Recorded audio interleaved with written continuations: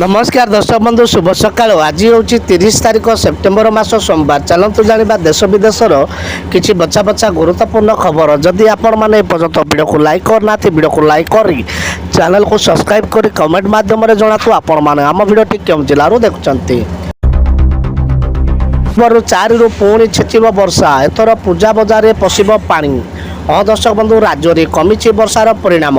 वर्तमान कौन पाणीपाग नियमावली सक्रिय कर आगामी 4 दिन जाए अर्थात 3 तारिख जाए प्रबल वर्षा पाई कौन सतर्क सूचना नहीं।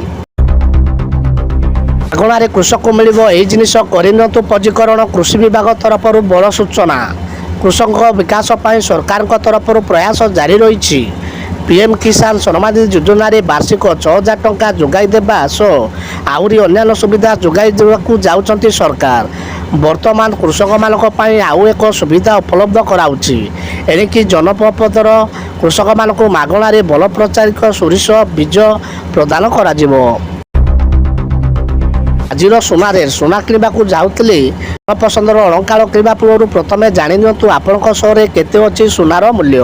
भारतीय बजार 24 क्यारेट सुना दर 10 ग्राम प्रति 76,460 टंका होता बेले 22 क्यारेट सुना दर 71,010 टंका रही अछि। खुशी खबर मार्च 8 पूर्व समस्त को सुभद्रार प्रथम किस्ती जानतु पूरा संपूर्ण वीडियो देख दिंतु। आम चैनल सहित जोड़ी रुहतु। अत्याधिक छपा जाइतिबा 1,34,34,172 सुभद्रा आवेदन फर्म मध्य 1,57,01,055 फर्म बंटन करा जाइछि। सेप्टेम्बर 27 पर्यंत 95 लाख रु अधिक आवेदन पंजीकृत हो सारी। सेहीपरि 25,29,720 सुभद्रा हिताधिकारी को अर्थराशि प्रदान करा जाइछि। यंत्रणा बढ़ाऊँच ration card KYC update server down पाई हरड़गणार डीलर। हाँ दर्शक बंधु राशन कार्ड केवाईसी अपडेट पाई दह गंजाउछंती हिताकारी। घंटा घंटा धरी दाड़ी में छिड़ा होगा भी हो पारुनी अपडेट।